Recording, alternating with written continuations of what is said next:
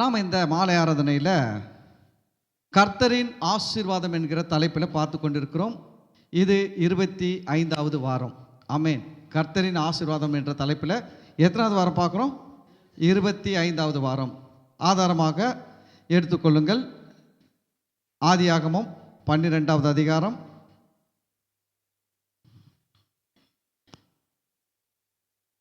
ஆதியாகமம் 12வது அதிகாரத்தை எடுத்துக்கங்க. 1, 2, 3, 4 வசனங்கள் வாசித்து அதிலிருந்து நம்ம பார்க்குறோம். கர்த்தர் ஆபிராமை நோக்கி, நீ உன் தேசத்தையும் உன் இனத்தையும் உன் தகப்பனுடைய வீட்டையும் விட்டு புறப்பட்டு நான் உனக்கு காண்பிக்கும் தேசத்துக்கு போ. நான் உன்னை பெரிய ஜாதியாக்கி உன்னை ஆசீர்வதித்து உன் பேரை பெருமைப்படுத்துவேன். நீ ஆசீர்வாதமாய் இருப்பாய். உன்னை ஆசீர்வதிக்கிறவர்களை ஆசீர்வதிப்பேன், உன்னை சபிக்கிறவனை சபிப்பேன். பூமியில் உள்ள வம்சங்கள் எல்லாம் உனக்குள் ஆசீர்வதிக்கப்படும் என்றார். கர்த்தர் ஆபிராமுக்கு சொன்னபடியே அவன் புறப்பட்டு போனான். லோத்தும் அவனோடு கூட போனான். ஆபிராம் ஆரானை விட்டு புறப்பட்ட போது 75 வயதுள்ளவனாய் இருந்தான். முதல் வசனத்தில் படிக்கும் போது கர்த்தர் ஆபிராமை நோக்கி கூப்பிடுகிறார். என்ன சொல்கிறாரு? நீ உன் இனம், உன் தேசம், உன் இனம், உன் தகப்பன் வீட்டை விட்டு புறப்பட்டு. எப்பவுமே இயேசுவை கிறிஸ்துவை ஏற்றுக்கொள்கிற நாம் எங்கள் குடும்ப பழக்கம், எங்கள் அப்பா அம்மா செஞ்சாங்க, எங்கள் ஊரில் செய்வாங்க, எங்கள் ஜாதியில் செய்வாங்க, எங்கள் குலத்தில் செய்வாங்க, இதெல்லாம் என்ன பண்ணக்கூடாதுன்னா சொல்லி அதெல்லாம் ஃபாலோ பண்ணக்கூடாது. இயேசு கிறிஸ்து மூலமாக நாம் ஒரு புது மனுஷனாக மாறி இருக்கிறோம், புது சிருஷ்டியாக மாறி இருக்கிறோம்.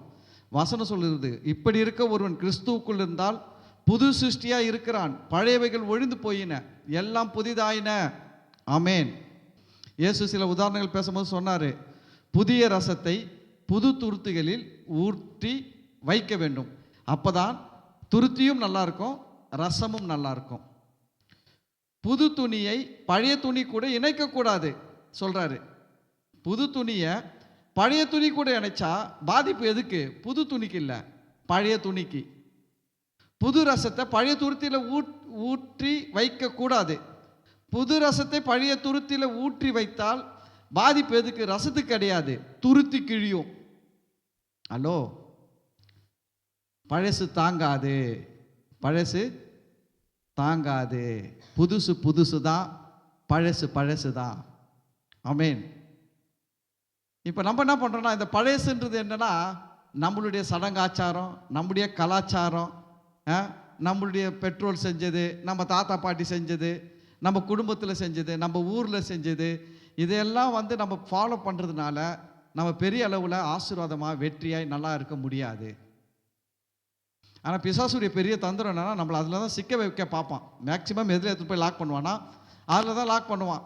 நீ என்னதான் கிறிஸ்டின் ஆகிட்டானா பெரிய கிறிஸ்டின்னு, நாங்கள் சொல்கிறதெல்லாம் செய்யி அப்படின்வாங்க. சொந்தக்காரங்க சொல்லுவாங்க, அப்பா அம்மா சொல்லுவாங்க, ஊர் உலகத்தில் இல்லாத பெரிய கிறிஸ்டின்னு நீ மட்டும்தான் கிறிஸ்டினா, நீ தான் சர்ச்சைக்கு போறியா, அவங்களாம் செய்யலையா, இவங்கெல்லாம் செய்யலையா அப்படின்னு சொல்லிட்டு வரும்.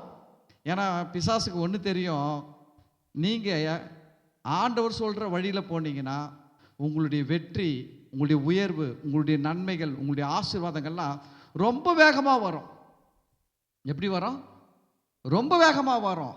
ஆனால் அதனால தான் அவன் என்ன பண்ணுவான்னா, நாம் தேவனை முழுமையாக சார்ந்து வாழாத படிக்கு, தேவனுடைய வார்த்தைகளை முழுமையாக சார்ந்து வாழாத படிக்கு பிசாசு இது போல் இடங்களை எடுத்து போய் நம்மளை என்ன பண்ணுவான்னா லாக் பண்ண முயற்சி பண்ணுவான்.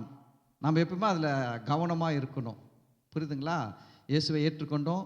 இயேசுவை ஏற்றுக்கொண்டது ஒரு பெரிய பாக்கியம். நான் சொல்கிறேன், நீங்கள் இயேசுவை ஏற்றுக்கிறதுக்கு அது நாம் தான் கொடுத்து வச்சுருக்கணும், இயேசு கொடுத்து வச்சுருக்கக்கூடாது. இயேசு ஏற்றுக்கிறதுக்கு நாம் தான் கொடுத்து வச்சுருக்கணும். ஒரு நல்ல தெய்வம், நமக்காக ஜீவனை கொடுத்த தெய்வம், நம்முடைய பாவங்களை சுமந்து தீர்த்த தெய்வம், நம்முடைய சாபங்களை தன்மேல் ஏற்றுக்கொண்டு சுமந்து தீர்த்த தெய்வம். காலையில் பார்த்தோம், அவர் நமக்கு விடுதலையை கொடுத்து நம்மை நீதிமானாய் மாற்றி இருக்கிறார். ஒரு மனுஷனை நீதிமானாக மாற்றணும்னா அவனுக்கு என்ன கொடுக்கணும்? விடுதலை கொடுக்கணும். பாவத்திலிருந்து, சாபத்திலிருந்து, பிசாசின் வல்லமையிலிருந்து, அடிமைத்தனத்திலிருந்து. அவனுடைய பரம்பரை சாபம் இருக்குது. ஒரு மனுஷன் எடுத்திங்கன்னா பரம்பரை சாபம் இருக்குது. பரம்பரை சாபம் இல்லாத இவன் பிறந்து இவன் கொஞ்சம் இவன் பங்குக்கு கொஞ்சம் செய்வான். கரும பாவம், கரும சாபம், கர்ம பாவத்தினால் உண்டாகிற சாபம், இப்படி ஒரு மனுஷனை பாவமும் சாபமும் ஆட்டி படைச்சின்னு இருக்குது. இதுலேருந்து நம்ம விடுதலையாக்க கடவுள் 2000 வருஷத்துக்கு முன்னாடி இயேசு என்கிற பெயரில் மனிதனாக வந்து ஜீவனை கொடுத்திருக்கிறார். அல்லேலூயா, அல்லேலூயா. அதனால் நம்ம அவர் சொன்னபடி போகும்போது நம்ம நல்லா இருப்போம். நம்ம நிறைய நேரத்தில் நம்ம அதில் கவனம் செலுத்த வேண்டும். சரி, இந்த நாட்களில் நம்ம எதற்கு நேராக போய் கொண்டிருக்கிறோம்னா, அந்த 3வது வசனத்தில் உன்னை சபிக்கிறவனை சபிப்பேன். நம்ம மேலே வந்து ஒரு பெரிய ஆசீர்வாதம் இருக்குது. இயேசுவை ஏற்றுக்கொண்டு இயேசுவை வணங்குகிற ஒவ்வொரு மனுஷன் மேலே, ஒவ்வொரு மனுஷி மேலே ஒரு பெரிய ஆசீர்வாதம் இருக்குது. என்ன ஆசீர்வாதம்னா, நான் ஒரு கிறிஸ்துவனாக இருக்கிறேன், என்னை எவனாவது ஆசீர்வதிச்சானா அவன் நல்லா இருப்பான். என்னை எவனாவது நாசமாக போகணும்னு நினச்சானா நான் நாசமாக போக மாட்டேன், நான் நல்லா தான் இருப்பேன். ஆனால் அவன் தான் நாசமாக போயிடுவான். எவ்வளோ பெரிய பிளெஸ்ஸிங் வச்சுக்கிறார் பாருங்க. இது போல் எந்த சாமிங்க மனுஷனுக்கு செய்யும்? எந்த தெய்வம் செய்யும்? எந்த தெய்வத்தாலும் செய்ய முடியாது, செய்யவும் செய்யாது, செஞ்சதும் இல்லை. ஆண்டவர் நமக்காக எவ்வளோ பெரிய பிளெஸ்ஸிங்ஸ் வச்சிருக்கிறார் பாருங்க. அவரை வணங்குகிற நம்ம யாருன்னா வந்து நீ நல்லா இருப்பான்னு சொன்னானா கர்த்தர் அவனை நல்லா இருப்பார். நம்ம கஷ்டப்படுறோம், நமக்கு ஒரு தண்ணி கொடுத்தான்னு வச்சுக்கோங்க, ஒரு கிளாஸ் தண்ணி கொடுத்தா கூட கடவுள் அந்த தண்ணி கொடுத்தது கூட அவர் நோட் பண்ணி வச்சு அன்றைக்கி அவன் தண்ணி கொடுத்தா அவனுக்கு நம்ம என்ன கொடுக்கணும், இதுக்கு உண்டான ஒரு ஆசீர்வாதம் கொடுக்கணும் சொல்லி கொடுக்குறாராம். அதே சமயம் உலகம் அப்படி இல்லை. வெறும் நம்மளை ஆசீர்வதிக்கிறோம் மட்டும் நிறைஞ்ச உலகம் கிடையாது. சில பேர் நம்மளை அழிக்கணும், கெடுக்கணும், நாசமாக போகணும், உருப்படாமல் ஆகணும், இப்படி நினைக்கிற மக்களும் இருக்கிறாங்க உலகத்தில். அப்படி அவன் நம்மளை கெடுக்கணும், அழிக்கணும், நாசமாக போகணும்னு நினைக்கும் போது நாம் அந்த விஷயத்தில் பயப்படவே கூடாது. அவன் எவ்வளோ வேணாலும் நினைக்கட்டும், என்ன வேணாலும் பண்ணட்டும், நம்ம என்ன பண்ண முடியாது, யாராலையும் சபிக்க முடியாது. நம்ம மேலே சாபம் போட்டானா சாபம் அவனுக்கு ரிட்டர்ன் போயிடும். அல்லேலூயா. அதை மறந்து போகக்கூடாது. பாருங்கள், தொட்டனான்னு ஒரு மந்திரவாதி சாட்சி இருக்குது, நான் கேட்டிருக்கிறேன். இந்த தொட்டனான்ற மந்திரவாதிக்கு ஒரு பொண்ணை பார்த்துட்டாரு, அவர் பிடிச்சி போச்சு. இந்த ஆள் பிடிச்சிடுச்சுன்னா அந்த பொண்ணை வந்து இந்த வசியம் பண்ணி ஏவல் அனுப்பி கூப்பிட்டு வந்துடுவாராம் வீட்டுக்கு. இவர் வசியம் பண்ணியிருக்கிறாரு, ஏவல் பண்ணியிருக்கிறாரு. ஆனால் அந்த பிசாசு போய் பார்த்துட்டு சொல்லிட்டான், அந்த வீட்டை சுற்றி நெருப்பு எரியுது, என்னால் உள்ளவே போக முடியல. நீங்கள் எந்த வாடகை வீடு போனாலும் உங்கள் வீட்டை சுற்றி நெருப்பு எரியும். ஆமே, இந்த வீட்டில் தான் நெருப்பு எரியும், அந்த வீட்டில் நெருப்பு எரியாதெல்லாம் இல்லை. நீங்கள் எங்கே போனாலும் உங்கள் மேலே ஒரு பிளெஸ்ஸிங் இருக்குது. உங்களை தொட முடியாது, எந்த பிசாசும் தொட முடியாது, எந்த அந்தகார சக்திகளும் தொட முடியாது. நீங்கள் பயப்படாதீங்க. ஃபஸ்ட்டு நம்ம பயப்படவே கூடாது. பாஸ்டர், அந்த ஆள் பயங்கரமாக மந்திரமாக பண்ணுவான் பாஸ்டர், எப்போ பார்த்தாலும் சுடுகாட்டிலே பத்து நிற்கிறான். இருக்கட்டும், ஆமாம், வசனம் சொல்லுது, அவருடைய கண்மணியை தொட முடியாது எந்த சக்திகளாலும். அவருடைய பிள்ளையாகிய நம்ம என்ன பண்ண முடியாது, தொடவே முடியாது. நம்ம அதிலெல்லாம் உறுதி ஆகணும். ஒன்று சொல்லட்டுங்களா, வசனம் சொல்லுது, மிகுந்த பலனுக்கு ஏதுவான உங்கள் தைரியத்தை விட்டு விடாதிருங்கள். தைரியம் என்ன கொடுக்குமா நமக்கு? பலன். பலன்னா ரிவார்ட்ஸ். நம்மளுக்கு பல நன்மைகளை கொடுக்கக்கூடியது எது தெரியுமா? தைரியம். மிகுந்த பலனுக்கு ஏதுவான உங்கள் தைரியத்தை விட்டு விடாதிருங்கள். தைரியத்தை மட்டும் விடக்கூடாது. வசனம் எவ்வளோ இருக்குதோ அவ்வளவும் தைரியம் இருக்கும் மனசில். வசனம் இல்லைன்னா தைரியம் குறையும். ஆமேன். இப்போ என்னாச்சு, போன வாரம் நம்ம பார்த்தோம், இஸ்ரவேல் ஜனங்கள் எகிப்திலிருந்து வந்திருக்கிறாங்க. எங்கே போகிறாங்க? கானான் தேசத்தை நோக்கி போகிறாங்க. இடையில் அந்த மோவாபின் ராஜா பாலாக் என்ன பண்ணுறான், இந்த ஜனங்களை சபிக்க வேண்டும் சொல்லி பிலேயாம்ன்ற ஒரு தீர்க்கதரிசியை கூலிக்கு கூப்பிட்டு வரான். இந்த பிலேயாமை குறித்து என்ன சொல்லுது வசனம்? அவன் யாரை சபிக்கிறானோ அவன் சபிக்கப்பட்டிருப்பான். பிலேயாம் ஒரு ஆளை சபிச்சா அந்த ஆள் எப்படி இருப்பானா? சபிக்கப்பட்டிருப்பான். இந்த விஷயம் தெரிஞ்சு இந்த ராஜா கூப்பிட்டுன்னு வந்து என்ன சொல்கிறாரு, நீ இந்த ஜனங்களை சபிச்சின்னா நான் அப்புறம் போய் ஃபைட் பண்ணுறேன், யுத்தம் பண்ணுறேன். நீ முதல்ல என்ன போடு, இந்த ஜனங்கள் மேலே சாபத்தை போடு, பின்னாடி நான் யுத்தம் பண்ணுவேன், அப்போ நான் ஜெயிச்சிடுவேன் அப்படின்னு சொல்லி இந்த ஆளை கூப்பிட்டு வந்தார். போன வாரம் வரைக்கும் அதை தான் பார்த்தோம். கழுதை பண்ண வேலையெல்லாம் பார்த்தோம் இல்லை? ஆமாம், பெரிய தீர்க்கதரிசி தான். ஆனால் கழுத அளவில் இறங்கிட்டார். எதனால்? பணத்துக்காக பொருளுக்காக போய் அவர் எந்த அளவுக்கு இறங்கிட்டார்? கழுத அளவுக்கு இறங்கி பேசின்னுக்கிறாரு. இன்னொன்று சொல்லட்டுங்களா, இந்த தீர்க்கதரிசிக்கு அந்த ராஜா பெரிய ஆள், ராஜாவுடைய பணம் பெரிய ஆள். ஆனா அந்த ராஜாவுக்கு யார் பெரிய ஆள்னா இந்த தீர்க்கதரிசி பெரிய ஆளு. ஹலோ, அந்த ராஜா இவன் என்ன நினைக்கிறான், இந்த தீர்க்கதரிசி ஐயோ ராஜா கூப்பிட்டாரு, ராஜா நம்மளை என்ன பண்ணுவாரு, ஹானர் பண்ணுவாரு, ராஜா நம்மளை என்ன பண்ணுவாரு, நல்லா வெயிட்டா கவனிப்பாரு, ராஜா பெரிய ஆளுன்னு நினைக்கிறான். ஆனா இவன் நினைக்கிற பெரிய ஆளு யார பெரிய ஆளுன்னு நினைக்கிறார் தெரியுமா? இவனை. ஏன் தெரியுமா?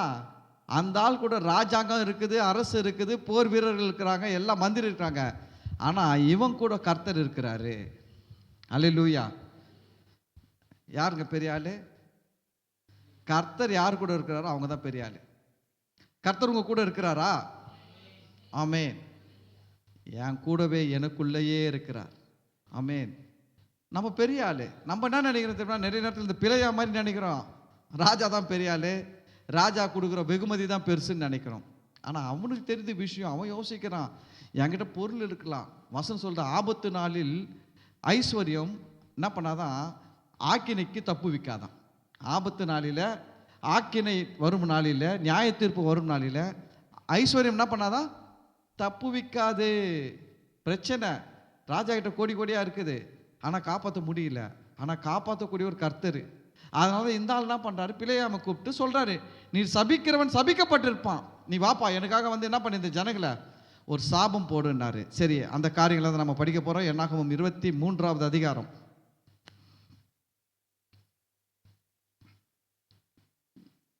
ஒன்றுலேருந்து படிக்கலாங்களா? நான் படிக்கிறேன், அப்படியே நீங்கள் என் கூடவே ஃபாலோ பண்ணிடுவாங்க. அதுக்கு முன்னாடி 22:12 பாருங்க. ராஜா சொல்றாரு, தேவன் சொல்றாரு, அதற்கு தேவன் பிலேயாமை நோக்கி, நீ அவர்களோட போக வேண்டாம், அந்த ஜனங்களை சபிக்கவும் வேண்டாம், அவர்கள் ஆசீர்வதிக்கப்பட்டவர்கள். அல்லேலூயா, அல்லேலூயா, அல்லேலூயா. படிக்கும் போதே சும்மா ஜுவ்வுன்னுது. அவர் சொல்றாரு பாருங்க, டெய்லி அந்தால் பெரிய ஆளுங்க, பிழையாம் பெரிய ஆளு. டெய்லி கடவுள், வானத்தை பூமி படித்த சர்வ வல்லமை உள்ள கடவுள் வந்து டெய்லி பேசக்கூடிய அளவுக்கு இந்த ஆள் பெரிய ஆளு. ஏன் பெரிய ஆள்னா, இந்த ஆள் அந்த அளவுக்கு கடவுளோடு இருக்கிறாரு, கடவுளோடு வாழ்றாரு, கடவுளுக்கு பிரியமா நடக்கிறாரு, எல்லாம் பண்றாரு, கடவுளே வந்து பேசிட்டு போற அளவுக்கு பெரிய ஆளு. ஆனா அந்த கடவுளே இந்த ஆள்கிட்ட என்ன சொல்றாரு தெரியுங்களா? நீ அந்த ஜனங்களை சபிக்க வேண்டாம், அவர்கள் ஆசீர்வதிக்கப்பட்டவர்கள். பழைய உடன்படிக்கையில் இருக்கிறவனே இவ்வளோ ஆசீர்வதிக்கப்பட்டவன்னா அவங்களுக்கு சாபம் தீர்க்கப்படலை. பழைய உடன்படிக்கையில் இருக்கிறவங்களுக்கு பாவங்கள் நிவர்த்தி செய்யப்படலை, சாபங்கள் தீர்க்கப்படலை. அவனையே ஆசீர்வதிக்கப்பட்டவன் சொல்லும் போது நம்மளை யோசிச்சு பாருங்க, நம்முடைய பாவங்கள் நிவர்த்தி செய்யப்பட்டு இருக்கிறது, சாபங்கள் நிவர்த்தி செய்யப்பட்டு இருக்கிறது. அப்போ நம்ம எவ்வளோ ஆசீர்வதிக்கப்பட்டவர்கள். இயேசுக்குள்ள நம்ம பெரிய அளவுல ஆசீர்வதிக்கப்பட்டவர்கள். நீங்க இட்லி கடை வச்சா கூட பெரிய ஆள் ஆயிடுவீங்க. ஏன்னா உங்க மேல ஒரு, அதாவது இதெல்லாம் எப்போ வேலை செய்யும் தெரியுங்களா? உங்க மேல எவ்வளவு பெரிய ஆசீர்வாதம் இருந்தாலும் நீங்கள் அதை விசுவாசிக்கும் பொழுதுதான் அது வேலை செய்யும். அல்லேலூயா. கரண்ட் வருது, ஃபுல்லா எல்லாத்திலும் கரண்ட் வருது, ஆனா எல்லாமே எரியுமா? ஃபேன் ஓடுமா? லைன் இருந்தா கூட சுவிட்சை போடணும். இந்த ஃபேன் ஓடணும்னா அந்த ஃபேன் சுவிட்சை போடணும், அடுத்த ஃபேன் ஓடணும் அடுத்த ஃபேன் சுவிட்சை போடணும், அப்பதானே ஓடும், சுத்தம் ஃபேனு. அது போல தான் உங்கள் மேலே எவ்வளோ தான் ஆசீர்வாதங்கள் இருந்தாலும் நீங்கள் விசுவாசிக்கும் போது சுவிட்சை போடுறீங்க. நீங்கள் விசுவாசிக்கும் போது என்ன பண்ணுறீங்க? சுவிட்சை போடுறீங்க. விசுவாசிக்கலைன்னா என்ன பண்ணுகிறீங்க? லைன் இருக்குது, சுவிட்ச் போடாமல் வச்சுருக்கிறீங்க. வேக்காட்டில் உட்காந்துக்கின்னு புழுகிக்கின்னு பேப்பர் எடுத்து விசிறிக்கிறீங்க. லைன் இருக்குது, ஃபேனுக்கு லைன் இருக்குது, சுவிட்சை போடுங்க. பக்கத்தில் பார்த்து சொல்லுங்க, விசுவாசம் என்ன சுவிட்சை போடுமா? விசுவாசம் தான் முக்கியம், புரியுதுங்களா? விசுவாசம் என்ன சுவிட்சை போட்டிங்கன்னா லைஃப் நல்லா இருக்கும். கர்த்தருடைய ஆசீர்வாதம் உங்கள் மேலே இருக்குது, உங்களுக்குன்னு இருக்குது. விசுவாசம் தான் ரொம்ப முக்கியம். பிசாசு எதை தான் கெடுப்பானா? அந்த விசுவாசத்தை தான் கெடுக்க பார்ப்பான். அவனுடைய ஒர்க்கே என்ன ஒர்க்குனா, விசுவாசத்தை கெடுக்கிற ஒர்க்கு தான் அவனுடைய ஒர்க்கை. பிசாசுடைய மெயின் ஒர்க் என்னது? விசுவாசத்தை கெடுக்கிற ஒர்க்கு. எப்படி கெடுப்பான்? விசுவாசம் எப்படி வரும்? கேள்வினால் விசுவாசம் வரும். புரியுதுங்களா? நல்ல வார்த்தைகளை கேட்டால் விசுவாசம் வரும், கெட்ட வார்த்தைகளை கேட்டால் விசுவாசம் போயிடும், பயம் வந்துடும். அப்போ நம்ம உட்காந்து என்ன தான் கேட்கணும்? நல்ல பாசிட்டிவ் வேர்டாக நல்ல வார்த்தையாக கேட்கணும். எங்கன்னா போய் உக்காந்துன்னு கர்த்தர் மண்டை மேலே கல்லை போடுவார், மண்டை ரெண்டாக உடைய போகுது, நீ ரொம்ப ஓடி இருக்கிற, உன் கால் மேலே கல்லை போட்டு எலும்பு உடைக்க போகிறாரு, இதெல்லாம் கேட்டால் விசுவாசம் வேலை செய்யாது. அது வேறு மாதிரி வேலை செய்யும். நெகட்டிவ் ஃபெய்த் ஒர்க் ஆகும். அதாவது நெகட்டிவ் வேர்டு கேட்டால் நெகட்டிவ் ஃபெய்த் ஒர்க் ஆகும், பாசிட்டிவ் வேர்டு கேட்டால் பாசிட்டிவ் ஃபெய்த் ஒர்க் ஆகும். அல்லேலூயா. அப்போ உங்களுக்கு எப்படி ஆண்டவர் கொடுத்துருது? அதுக்கு தான் சொல்கிறது, ஊழியக்காரங்களாம் நல்ல வார்த்தைகளை போதிக்கணும். ஜனங்களுக்கு என்ன போதிக்கணும்? நல்ல வார்த்தைகளை போதிக்கணும். பிசாசு என்ன சொல்கிறீங்களா? எப்போ பார்த்தாலும் நீ ஆசீர்வாதம் பேசி நிற்கிற, அப்படியே பேசுனா எப்படி தான், கொஞ்சம் சாபமும் பேசு மக்களுக்கு அப்படின்னு யார் திசை திருப்பி விடுறான்? பாஷங்களை தான் டியூன் பண்ணுறான். அவனுக்கு தெரியும், இந்த ஆளை ஒரு ஆளை கெடுத்து விட்டா இந்த சபைக்கு வர எல்லாமே கெட்டு போயிடும். இந்த வாய்க்காலில் தண்ணி போவோம், பக்கத்து வாய்க்காலுக்கு தண்ணி போயின்னே இருக்கும், இந்த வாய்க்காலுக்கு தண்ணி வராது. அவங்க என்ன பண்ணுவாங்க தெரியுமா? அந்த வாய்க்காலில் இந்த வாய்க்காலுக்கு தண்ணி வருது, சின்னதாக அந்த வாய்க்காலை கொஞ்சம் நோண்டி தான் விடுவான். இந்த வாய்க்காலில் எங்கெங்கெல்லாம் வாய்க்கால் கட்டி வெட்டி வச்சுக்கிறானோ எல்லாத்துலேயும் இப்போ என்ன பண்ண தண்ணி சல்லுன்னு பாய ஆரம்பிச்சிருவாங்க. அல்லேலூயா.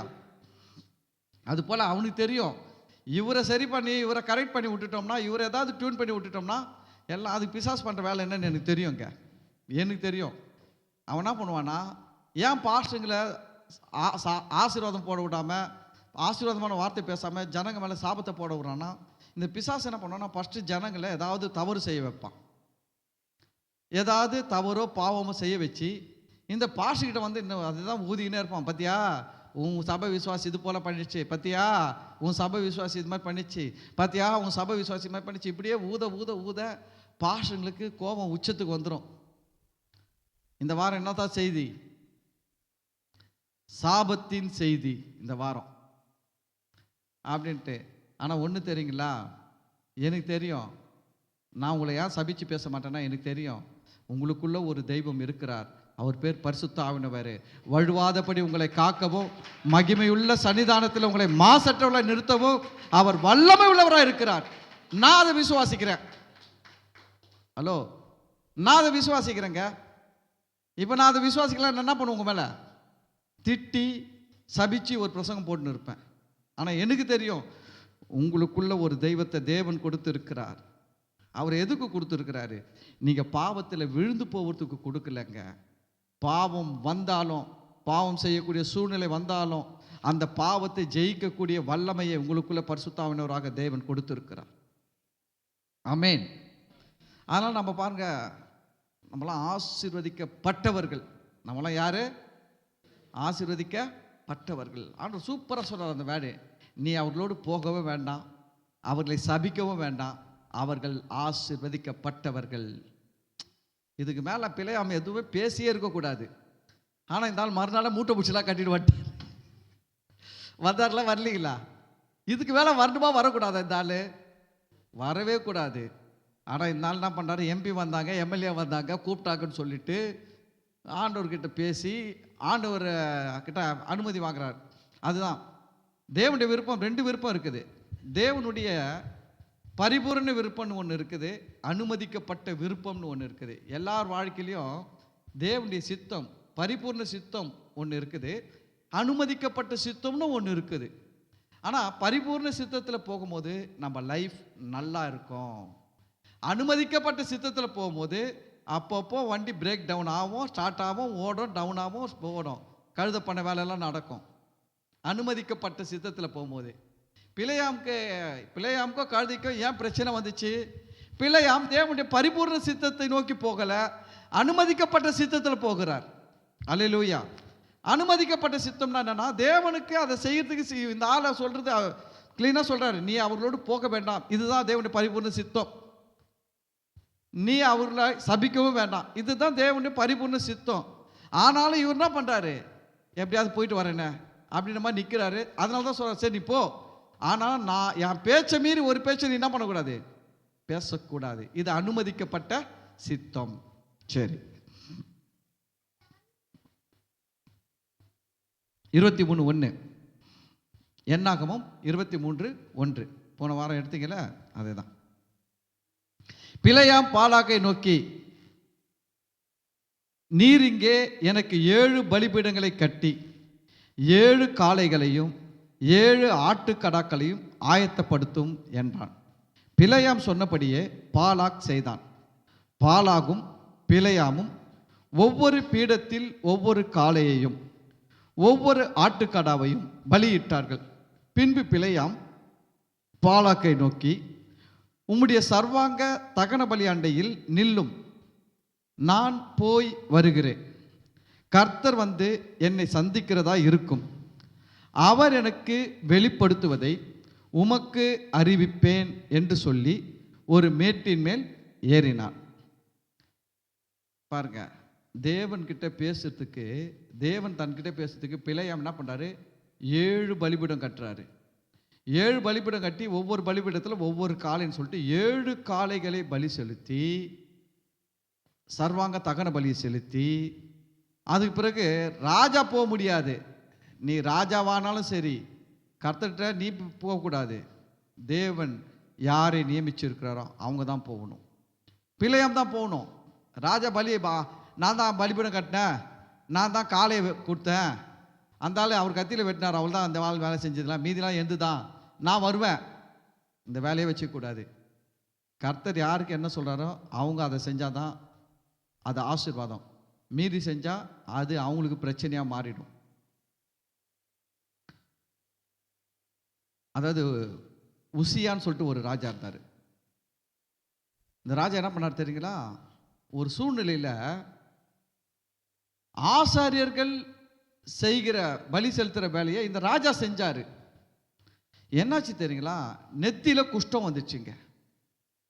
நெத்தியில குஷ்டம், அந்த பலி செலுத்தும் போதே நெத்தியில குஷ்டம் வந்து ஆசார்கள் தரன்னு கொண்டு போய் கோயில் வெளியில தள்ளி விட்டாங்க. ராஜாவே உள்ள வராத போயா, நெத்தியில குஷ்டரோகின்னு சொல்லிட்டு. அது பிறகு அந்த குஷ்டம் சாகிற வரைக்கும் போகலையாம். ஏன்னா அந்த ராஜாவுக்கு ஒரு பெருமை வந்துடுச்சு, இவன் கிடக்குறான், இவன் என்ன பையன், பூஜாரி பையன், நான் எவ்வளோ பெரிய ராஜா, என்கிட்ட எவ்வளோ பணம் இருக்குது, எவ்வளோ படை இருக்குது, நான் ஒரு நாட்டையே ஆட்சி செய்கிறேன், என் பவர் என்ன, ஏன் நான் பலியிடக்கூடாதா, ஏன் அந்த ஆண்டவர் ஏற்றுக்க மாட்டாரா? இல்லை, உன்னை ராஜாவா வச்சா ராஜா வேலை செய், பாஸ்டரா வச்சா பாஸ்டர் வேலையை செய், மாற்றி செஞ்சால் அது உனக்கு தான் நஷ்டம். ஆனால் சில நேரத்தில் பிசாசு இப்படிலாம் பண்ணுவான், மாற்றி செய்ய வைப்பான். இந்த உசியாவை செய்ய வச்ச என்னாச்சு, நெத்தியில் குஷ்டம், சாகிற வரைக்கும் குஷ்டரோகியாக இருந்துட்டு போனா அந்த ஆள். அப்போ பாருங்க, இந்த ராஜாவானா கூட நீ நிற்க வேண்டிய இடத்துல நீ நிற்கணும். கர்த்தர் அழைச்சவன், கர்த்தர் தெரிந்து கொண்டவன். கர்த்தர் வந்து பிரிக்கிறார். ஊழியத்தில் கூட பார்த்தீங்கன்னா அப்போஸ்தலர், தீர்க்கதரிசி, சுவிசேஷகர், மேய்ப்பர், போதகர் அப்படின்ட்டு 5 விதமாக ஊழியர்களை பிரிக்கிறாரு. இப்போ இந்த 5 விதமான ஊழியத்தில் பிரிக்கப்பட்டவங்க கூட அவங்கவுங்க ஊழியத்தில் அவங்கவுங்க செஞ்சாதான் அவங்கவுங்களுக்கு ஆசீர்வாதம்.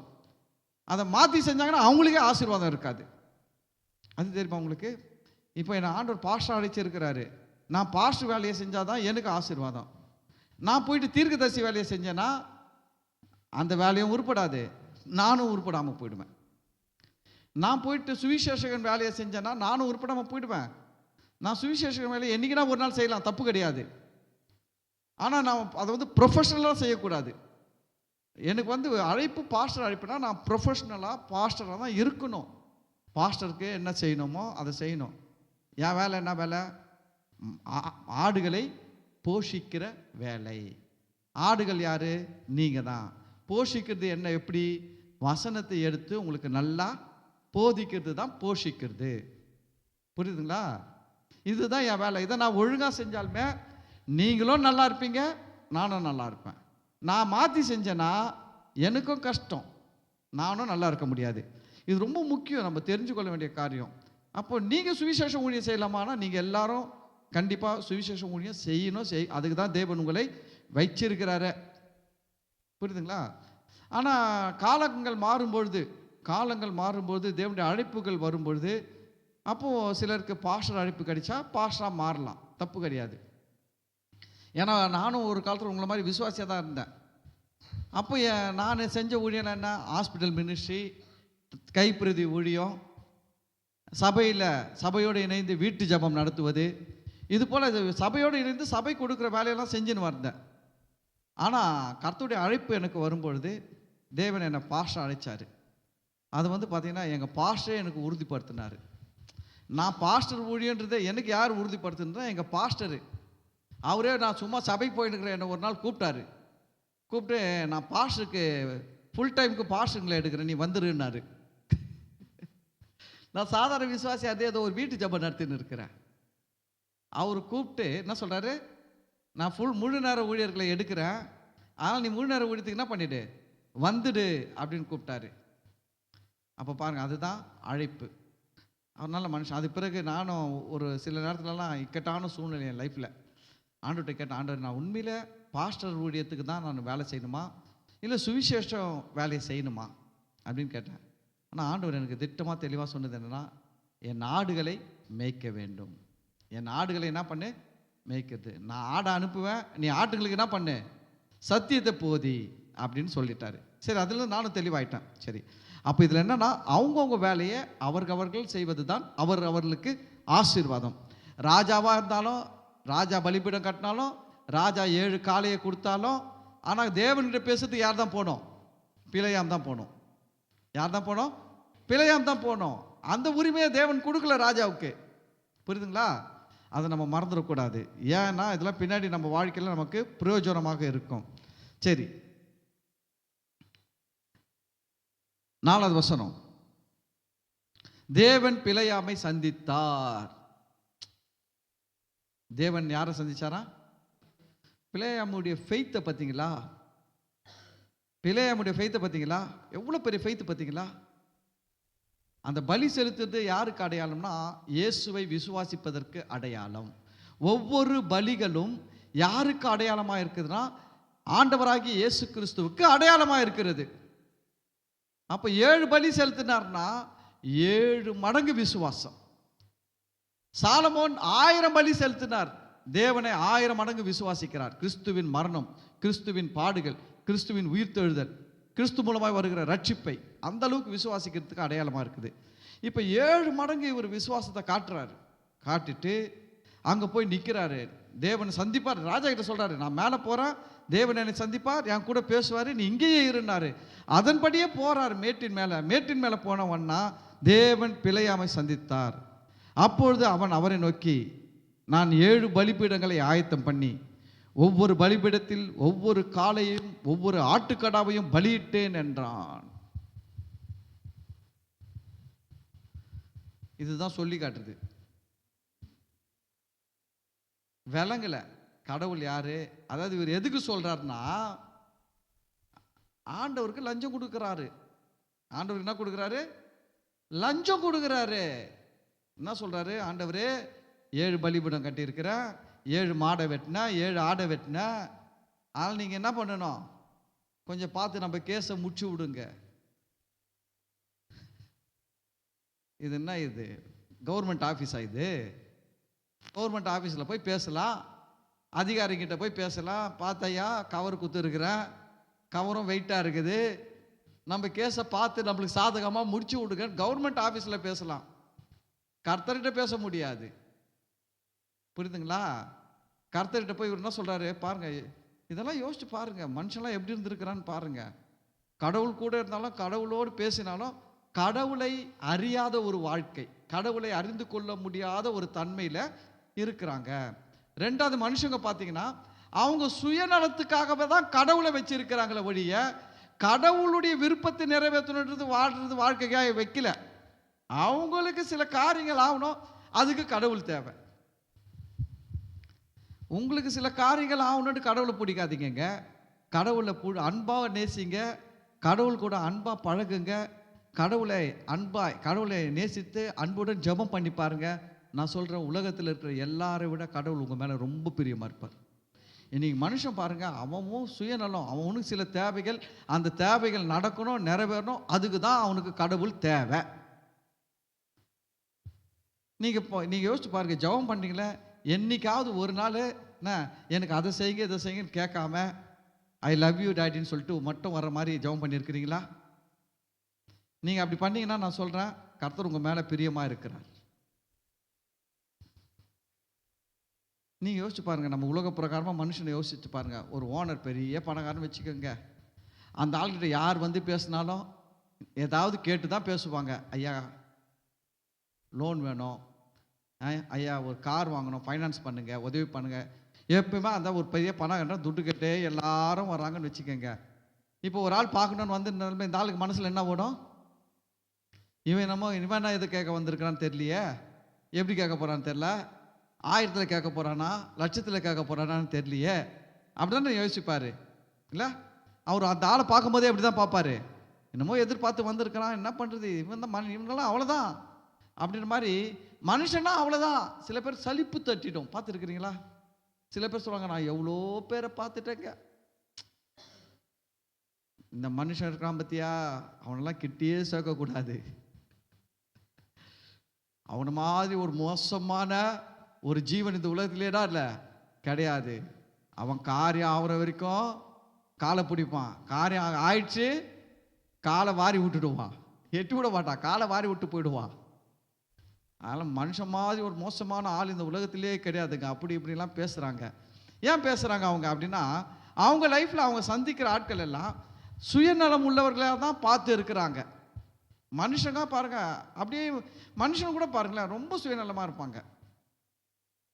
சில பேர் ஜெபமே பண்ண மாட்டான், ஒரு வயிற்று வலி வந்துச்சுன்னு பாருங்களேன், அன்னைக்கு தான் முட்டிலாம் போட்டு ஜெபம் பண்ணிட்டு இருப்பான். கடவுள் பார்க்கும்போது என்ன யோசிப்பார், எவ்வளோ பெரிய சுயநலவாதி, இத்தனை நாள் கண்டுக்கிட்டியா, என்ன எனக்கு ஒரு சோத்திரம் பண்ணியிருப்பியா, பரலோக பிதாவேன்னு சொல்லி கூப்பிட்டு இருப்பியா, எதனா நீ என்னை கண்டுக்கின்னு இருப்பியா, நீ பாட்டு போகிறதோ வருதுன்னா. இப்போ வயிற்று வலி வந்துச்சு, டாக்டர் செக்கப் பண்ண போகிறார், ஸ்கேன் எடுக்க போகிறாருன்னு மட்டும் இப்போ முட்டி போட்டு சோத்திரம் ஆண்டவரே சோத்திரம். அப்போ எவ்வளோ பெரிய சுயநலவாதியாக இருக்கிறோம் நம்ம. நான் சொல்கிறேன், நல்லா இருக்கும் போதே சோத்திரம் பண்ணுங்க, நல்ல நிலைமை நீடிச்சு இருக்கும். இது தேவை அது தேவைன்ட்டு இல்லாமல் கடவுள்கிட்ட போய் அன்பாக நேசித்து ஜெபம் பண்ணி பாருங்க. நான் சொல்கிறேன், உங்கள் தேவைகள் எல்லாம் அவர் சொன்னார், உங்கள் வாயிலிருந்து வார்த்தை பிறப்பதற்கு முன்னுமே உங்களுக்கு இன்னது தேவை என்று பிதா அறிந்து இருக்கிறார். அப்படின்னா என்ன அர்த்தம் தெரியுமா? நான் கொடுப்பாரு அவர் கண்டிப்பாக. யாருக்கு கொடுப்பாரு?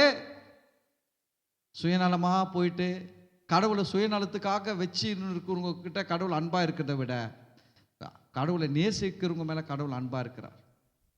ரொம்ப பெரிய விஷயம். நம்ம அதுக்கு தான் நம்ம ஆண்டவரை கும்பிடும் போது ஜெபம் பண்ணும் போது மற்றவங்க மாதிரி வயிற்று வலி வந்தால், இடுப்பு வலி வந்தால், முட்டி வலி வந்தால் மட்டும் அவரை நோக்கி கூப்பிடக்கூடாது. நமக்கு ஜெப வாழ்க்கை ஒரு ரெகுலராகவே ஆயிடணும். ப்ரேயர் லைஃப் எப்படி ஆயிடணும்? ஒரு ரெகுலராகவே ஆயிடணும். காலையில் எழுந்துச்சுமா முதல் வேலை ஆண்டவரை நேசிக்க கற்றுக்கங்க. ஆண்டவரை காலையில் எழுந்த உடனே என்ன சொல்கிறோம்? ஸ்தோத்திரம் ஆண்டவரே, நன்றி ராஜா, நன்றி அப்பா, ஸ்தோத்திரம் ஆண்டவரே அப்படின்னு சொல்லி நினச்சிக்கணும். அதுதான் அன்பு. காலையில் எழுச்சிக்கும் போது எதனா யோசிச்சுன்னு எதனா நினச்சிக்கின்னு யோசிச்சு அப்புறம் யாரும் சொல்லுவாங்க, ஜெபம் பண்ணி ஆகிட்டீங்க, ஐயோ மறந்துட்டு தோறு போயிட்டு வரேன்.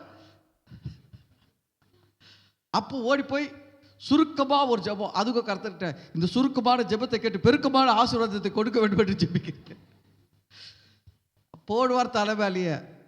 நீ பண்ணுற சுருக்கமான ஜெபத்துக்கு என்ன ஆசீர்வாதம் வேணும்? பெருக்கமான ஆசீர்வாதம் வேணுமா? பெருக்கமாக போடுற தலையிலேருந்து தான் போடணும். நல்ல காலம், நான் கடவுளாக இல்லை, நான் கடவுளாக இருந்தால் கண்டிப்பாக போட்டுருவேன். ஒன்று சொல்வேன் கேப்ரியல் கிட்ட, மைக்கேல் கிட்ட சொல்வேன், முதல்ல அதை கவனித்து அனுப்பு, புத்தி வரட்டா அதுக்கு அப்படின்ட்டு. ஆனால் அவர் பாருங்க ரொம்ப கிருபை உள்ளவர். அந்த சுருக்கமான ஜெபத்தை கேட்டு பெருக்கமான ஆசீர்வாதியோ ஆண்டவரேன்னு சொல்கிறாலையும் கொஞ்சம் ஆசீர்வாதம் கொடுத்து தான் அனுப்புகிறாரு. அதுதான் கடவுள், அவர் தான். அதுதான் கிருபை, அதுதான் தயவு, அதுதான் இரக்கம். அல்லேலூயா, அல்லேலூயா. சரி, அப்போ இவர் போய் சொல்றாரு பாருங்க, தேவன் பிலேயாமை சந்தித்தார். அப்பொழுது அவன் அவரை நோக்கி, நான் 7 பலிபீடங்களை ஆயத்தம் பண்ணி ஒவ்வொரு பலிபீடத்தில் ஒவ்வொரு காளை ஒவ்வொரு ஆட்டுக்கடா பலியிட்டேன். இது ஆண்டவருக்கு தெரியாதா? ஹலோ, இது ஆண்டவருக்கு தெரியுமா தெரியாதா? இது ஆண்டவர்கிட்ட சொல்லி காட்டுது. சில பேர் பாருங்க ஜபத்தில் போய் சொல்லி காட்டு இருப்பாங்க, ஆண்டவரே நான் கடந்த வாரத்தில் எவ்வளோ காணிக்க போட்டேன் தெரியுமா? ஆண்டவர் தெரியும், நீங்கள் போட்ட கவரில் போட்ட காணிக்கையும் தெரியும், தனியாக போட்ட காணிக்கையும் தெரியும். அவர்கிட்ட போய் நீங்கள் சொல்ல வேணாம். சில பேர் சொல்லுவாங்க, ஆண்டவரே நான் போன வாரத்தில் 2 நாள் உபவாசம் இருந்தேன் தெரியுமா? அவர் தெரியும் நீ உபவாசம் இருந்தது. அவர்கிட்ட போய் சொல்லி காட்டக்கூடாது. அதுதான் பெரிய பிரச்சனை. நான் சொல்கிறேன், சொல்லி காட்டுற மாதிரி ஒரு கெட்ட புத்தி எதுவுமே கிடையாதுங்க. மனுஷனுக்கு கூட சொல்லி காட்டாதீங்க, அது ரொம்ப கெட்ட புத்தி. அதை நீங்கள் சொல்லி காட்டுறதை விட செய்யாமலே விட்டுடுங்க, பரவாயில்ல. சில ஆளுங்க இருக்கிறாங்க பாருங்க, ரசத்தை கொடுத்துட்டு ஊர் பூரா போய் சொல்லிட்டு இருக்கோம், இன்னைக்கு நான் ரசம் கொடுத்தேன், இன்னைக்கு நான் ரசம் கொடுத்தேன், இன்னைக்கு நான் ரசம் கொடுத்தேன், இன்னைக்கு நான் ரசம் கொடுத்தேன், இன்னைக்கு நான் ரசம் கொடுத்தேன், இன்னைக்கு நான் ரசம் கொடுத்தேன். அதை நீ ரசமே கொடுத்துருக்க வேண்டாம். 4 பேர் வந்து கேட்பாங்க, என்ன இன்னைக்கு ரசம் வாங்கினியாமே அங்க? அவங்களுக்கு ரசம் வாங்குறவங்களுக்கு எப்படி இருக்க தெரியல, செத்தாலும் இதுகிட்டே என்ன வாங்கக்கூடாது, பச்சை தண்ணி கூட வாங்கக்கூடாது. ஏன்னா மனசு எவ்வளோ பாதிப்பாயிடுச்சு பாருங்க. மனசு எப்படி ஆயிடுச்சு? பாதிப்பாயிடுச்சு. அதுதான் ஆண்டவர் சொன்னார், உன் வலது கை செய்கிறதை இடது கை அறியாது இருக்கட்டும். அப்படின்னா என்னன்னா, இந்த கையில் செஞ்சதை இந்த கைக்கு தெரியாமல் மறக்கட்டும். அப்படின்னா சொல்லி காட்டாத, என்ன செய்யறே செஞ்சுட்டு போயின்னு, அதை போய் சொல்லி காட்டின்னு இருக்கக்கூடாது.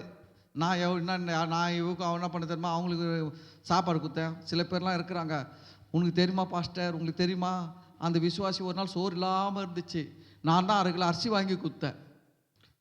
இது போல் எத்தனையோ ஆளுகிட்ட சொல்லி அது நினைக்கும், ஐயோ பண்ண தப்புலேயே பெரிய தப்பு என்ன வாழ்க்கையில், இந்த ஆளுகிட்ட 1/2 கிலோ அரிசி வாங்குறது தான். இதுகிட்ட நம்ம என்ன பண்ணியிருக்கக்கூடாது. சில பேர் அதை தாங்க முடியாமல் வந்து சண்டை போட்டுட்டு, நீ 1/2 கிலோ தான் வாங்கி கொடுத்தா, நான் 1 கிலோ வாங்கி கொடுக்குறேன் போ, அப்படிலாம் போகிற ஆள் இருக்கிறாங்க. சொல்லி காட்டுறது பெரிய பாதிப்பை உண்டாக்கும் மனுஷங்களுக்கு. அதனால் ஒன்று செய்ய முடிஞ்சால் செய்யுங்க, செய்ய முடியலன்னா சும்மாவாவது போயிடுங்க. ஆனால் சும்மானா செஞ்சு இதெல்லாம் சொல்லி காட்டுன்னு இருக்கக்கூடாது. எங்கள் குடும்பத்தில் ஒருத்தர் இருந்தார், இப்போ இல்லை. நான் சின்ன வயசுலேருந்து அவர் கூட ஒட்டவே மாட்டேன். ஆனால் நல்லா செய்வாருங்க, நல்லா செய்வார், நல்லா கொடுப்பாரு, நல்லா கவனிப்பார், ஹோட்டல் கொண்டு போவார். மசால் தோசை, அந்த காலத்தில் மசால் தோசை சாப்பிட்றது பெரிய விஷயம். மசால் தோசை வாங்கி கொடுப்பாரு, எல்லாம் செய்வார். ஆனால் எதுனா ஒன்று சின்ன பிரச்சனை ஆச்சுன்னு வச்சிங்களேன், அவ்வளோதான், நம்ம மானம் கப்பல் ஏறிடும், மசால் தோசை நாரிடும். 3 மாதத்துக்கு முன்னாடி சாப்பிட்ட மசால் தோசை 3 மாதம் கழிச்சு என்ன பண்ணிடும், நாற்றம் அடிச்சிடும். இதுக்கு பயந்தே நான் ஒட்ட மாட்டேன். நான் கஞ்சி குடித்தாலும் குடிக்கிறேன், கஞ்சே இல்லைன்னா கூட அந்த நீஸ் தண்ணி சொல்லுவாங்க, அந்த பழைய தண்ணி குடித்தாலும் குடிக்கிறேன். வேணாப்பா மசால் தோசை, என்னடா வரமாட்டியா அப்படின்வாரு, என்ன மச்சான் வரமாட்டியாடுவார். நான் சொல்ல, இல்லை மாமா நான் வேணாம் எனக்கு வென பூச்சுவேன் அப்படியே சொல்லுவார். வென பூச்சுவேன் அப்படின்வாரு. நீ வென பூச்சவடா சொல்லு, சொட பூச்சவடா சொல்லு, ஆனால் ஊக்கிட்ட வாங்கி சாப்பிட்டு நீ சொல்லி காட்டுறத வாங்கிறதுக்கு நான் ரெடியாக இல்லை. நான் போகவே மாட்டேனே, கிட்டே போக மாட்டேன். திட்டுவாங்க பாருங்க, எப்படி இருக்காங்க பாருங்க. வாங்கி கொடுத்து சாப்பிட்டாலும் அசிங்கம், வாங்கி கொடுக்குறத வேண்டான்னு சொன்னாலும் திட்டு. எந்த பக்கம் மத்தாளத்துக்கு 2 பக்கம் அடிட்ட மாதிரி நம்மளுக்கு அடி. சரி, எல்லாத்தையும் கடந்து வந்திருக்கிறதுனால இப்போ அது அனுபவத்தில் இப்போ வந்து இப்போ கர்த்தருடைய வார்த்தையை போதிக்கிறதுக்கு அது என்ன இருக்குது, லைஃப்பில் உதவியாக இருக்குது இல்லை? எதுக்கு உதவிச்சோ இல்லையோ இந்த அனுபவங்கள் கர்த்தருடைய வார்த்தையை போதிக்கிறதுக்கு உதவியாக இருக்குது. அது இது பாருங்க, இது வந்து ஒரு நல்ல இதுவு. நமக்கே இவ்வளோ இருக்குதுன்னா சொல்லி காட்டினா, கடவுள்கிட்ட போய் சொல்லி காட்டுறாரு, அவர் என்ன சொல்றது? ஆண்டவர் கேட்டாரா, பிழையாமே 7 பலிபீடம் கட்டு, 7 காளையை வெட்டு, 7 ஆட்டுக்கடா வெட்டு, நான் ரொம்ப கஷ்டத்தில் இருக்கிறேன். கர்த்தர் கேட்டாரா? இவனா தானே செஞ்சான். இவனா செஞ்சுட்டு இவனா பண்ணியிருக்கணும். அடக்க உடக்கமாக நின்று இருக்கணும். போய் சொல்கிறான். எப்படி எவ்வளோ திமிர் பாருங்க இந்த பிழையாமுக்கு. ஆனால் இந்த ஆள் நல்லபடி சாவலை. சாகும் போது நல்லபடி சாவலை. பெரிய கத்தியில் வெட்டுப்பட்டு செத்தான் இந்த ஆள் பிழையாம். ஆனால் நல்ல மனுஷன் தான், தேவனுடைய மனுஷன் தான். சில நேரத்தில் பார்த்தீங்கன்னா பிசாசு டர்ன் பண்ணி விட்டுடுவான். பணத்துக்காக திசை திருப்பி விட்டுடுவான். இல்லைன்னா சில மகிமைகளுக்காக, சில பெருமைகளுக்காக மனுஷனை திசை திருப்பி விட்டுடுவான். நல்ல மனுஷங்க. என்னை பொறுத்தவரை எனக்கு பிள்ளையம்மா ரொம்ப பிடிக்கும். ஏன்னா இனி நைட்டு வருவார் ஆண்டவர்னா நைட்டு வந்துடுவார். அப்போது எந்த அளவுக்கு தேவனுக்கும் இந்த மனுஷனுக்கும் உறவு இருக்கிறோம் யோசிச்சு பாருங்க. நான் ஒரு ஃபோன் பண்ணுறேன், இனி நைட் சிஎம் வருவாருன்னு சொல்கிறேன். சிரிக்கிறீங்க, ஏன்னா உங்களுக்கு தெரியும் அவர் வரமாட்டார்ட்டு. சப்போஸ் வந்துட்டார்னு வச்சுக்கோங்க, என்ன நீங்கள் என்ன நினைப்பீங்க? எவ்வளோ பெரிய ஆள்ப்பா, இன்னைக்கு நைட்டு சிஎம் வருவார்னு சொன்னார், வந்துட்டாருயா. இந்த ஆள் சிஎம்க்கு நல்ல உறவு இருக்குயா, நல்ல ஐக்கியம் இருக்குதுயா. சொல்லுமா சொல்ல மாட்டோமா? ஒரு சிஎம்கே இவ்வளோ சொல்கிறோம்னா, சிஎம் விட ரொம்ப பெரியவர் காடு லாடு. அவர் வராரு, அவர் சொல்கிறான், நீ நைட் வெயிட் பண்ணீங்கயா, இங்கே படுத்து தூங்குங்க, நைட்டு கடவுள் வர்றார், கடவுள்கிட்ட பேசிட்டு நான் உனக்கு காலையில் ரிசல்ட் சொல்கிறேன், ரிப்போர்ட் சொல்கிறேன். கடவுள் வந்து பேசுகிறாரு. இப்பவும் அப்படிதான் சொல்லிட்டு போகிறாரு, 7 பலிபீடம் கட்டு, 7 காளையை வெட்டு, 7 மாடை வெட்டு. நான் போய் பேசுவேன், கடவுள் வருவார், பேசுவேன். போனால் கடவுள் வந்துட்டாரு. கடவுள் வந்துட்டு இவர் என்ன சொல்கிறாரு? சொல்லி காட்டுறாரு. பக்கத்தில் பார்த்து சொல்லுங்க, சொல்லி காட்டாத.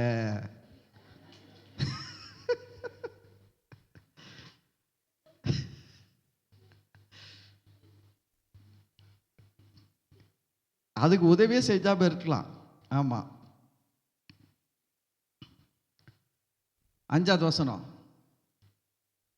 கர்த்தர் பிலேயாமின் வாயிலே வாக்கருளி, நீ பாலாகின் இடத்தில் திரும்பி போய் இவ்விதமாய் சொல்ல கடவாய் என்றார். பிலேயாமுக்கு என்ன கொடுத்துட்டாரு? வாக்கு கொடுத்துட்டாரு, தீர்க்க தரிசனமான வார்த்தைகளை கொடுத்துட்டாரு. என்ன கொடுத்தாருன்னு இங்கே சொல்லல. இங்கே என்ன சொல்லுது வசனம்? வாக்கு கொடுத்துட்டாரு. இதை நீ எங்கே போய் யார்கிட்ட சொல்லணும்? பாலாக்கிட்ட சொல்லணும். என்ன வாக்கு கொடுத்தாரு? சொல்லும் போது தெரியும். இப்போ யார் கேட்டிருக்க? கடவுள் சொன்னதை பிலேயாம் கேட்டிருக்கிறாரு. நீங்களும் கேட்கல, நானும் கேட்கல. ஆனால் இப்போ ராஜா கிட்ட வந்து சொல்லும் போது கடவுள் என்ன சொன்னார்னு நம்மளுக்கு தெரிஞ்சிட போகுது. அடுத்த வசனத்தையே வந்துடும் அது. பாருங்க, 6வது வசனம், அவனிடத்துக்கு அவன் திரும்பி போனான். யாரு? பிலேயாம் பாலாக் ராஜா கிட்ட திரும்பி போனான். பாலாக்கு ரொம்ப ஆவலாக இருக்கிறாரு. வழி மீது விழி வைத்து, எப்போ பிலேயாம் வருவாரு அப்படியே வழி மேலே விழி வச்சு பார்த்துருக்கிறாரு. பிலேயாம் வந்துட்டாரு.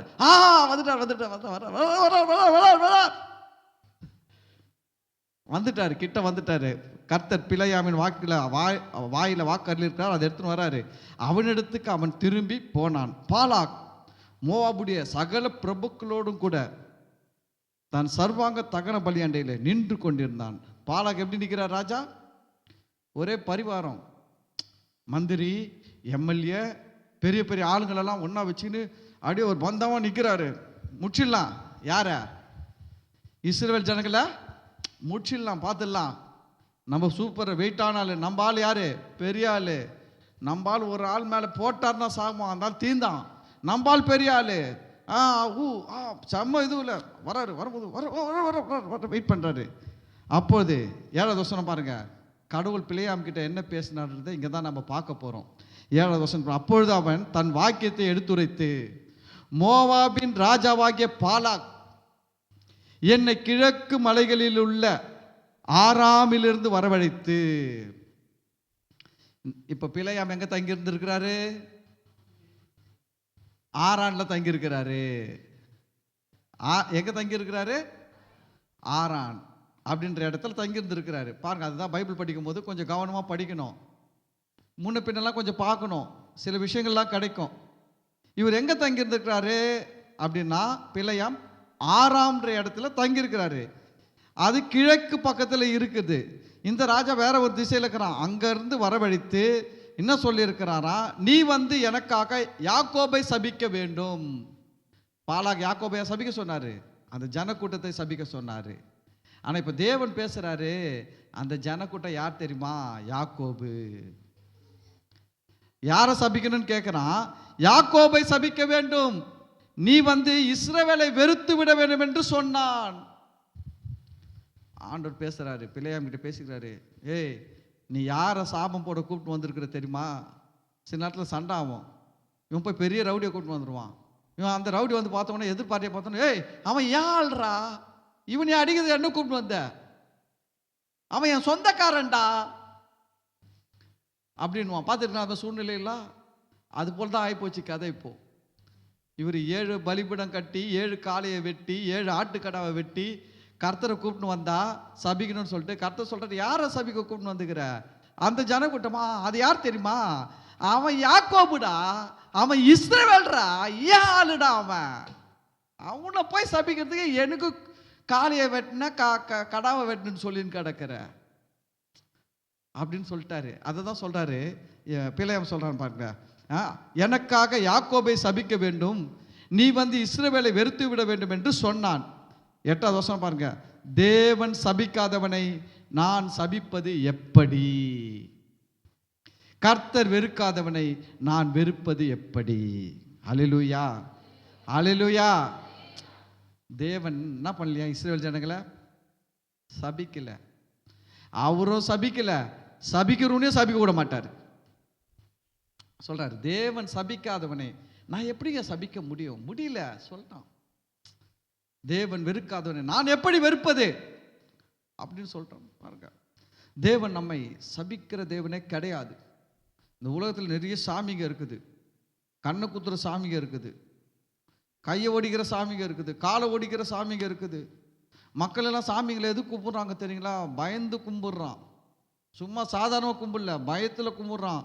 அது நீ இதை செய்யல அதை செய்யலன்னு தெரிஞ்சதுன்னு வச்சுக்காது, உன்னை பொலி போட்டுரும். இதுக்கு தான் பயந்து மக்கள் சாமிங்களை கும்பிட்டுன்னு இருக்கிறான ஒழிய எவனும் நேசிச்செல்லாம் கும்பிடல. அவன் பயத்தில் கும்பிட்டுன்னு இருக்கிறாங்க.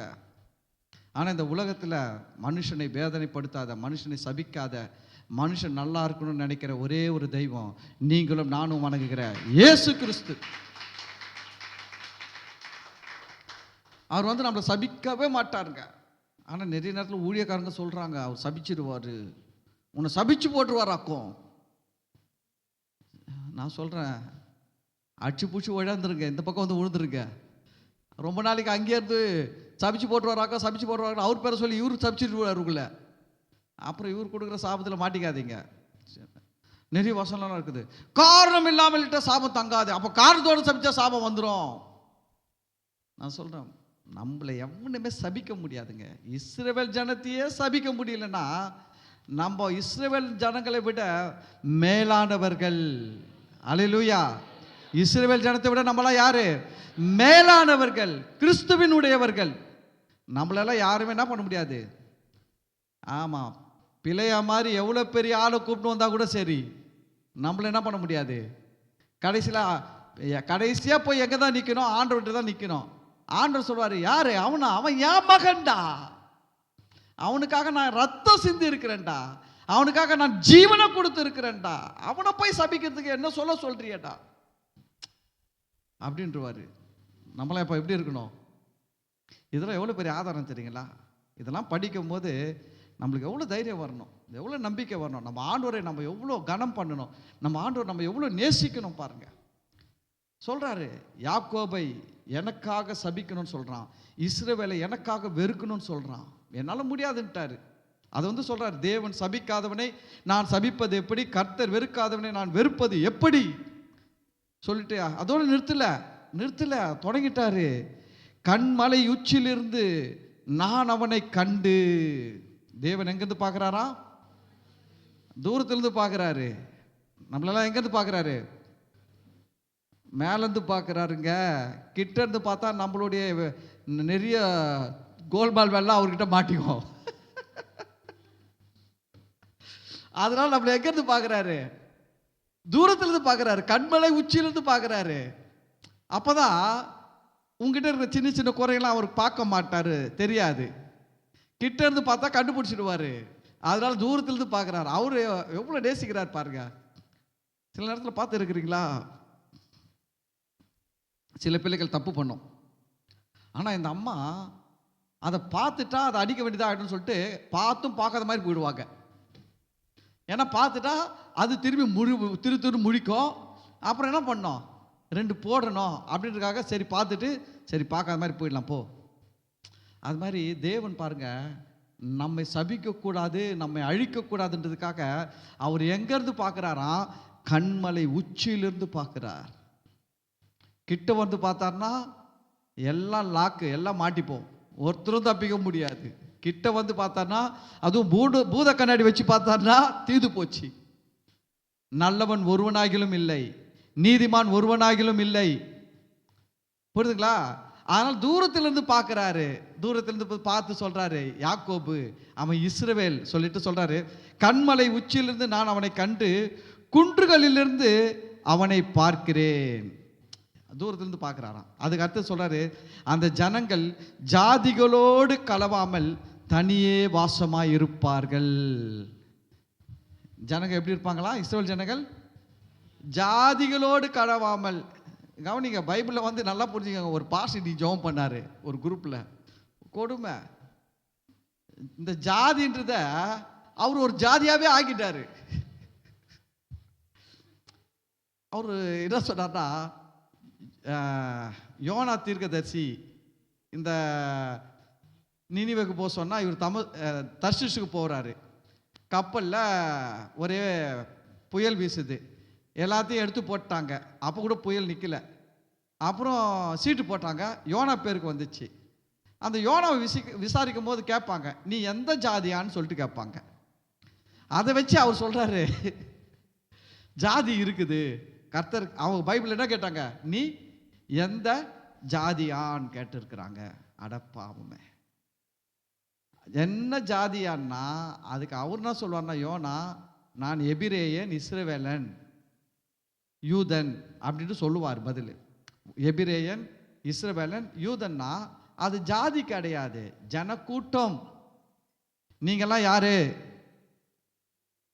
இப்போ உங்களுக்கு கேட்குறேன், நீங்கெல்லாம் அமெரிக்கனா இந்தியனா? அப்போ அது ஒரு ஜாதின்னு சொல்லிட்டா என்ன சொல்லுவீங்க?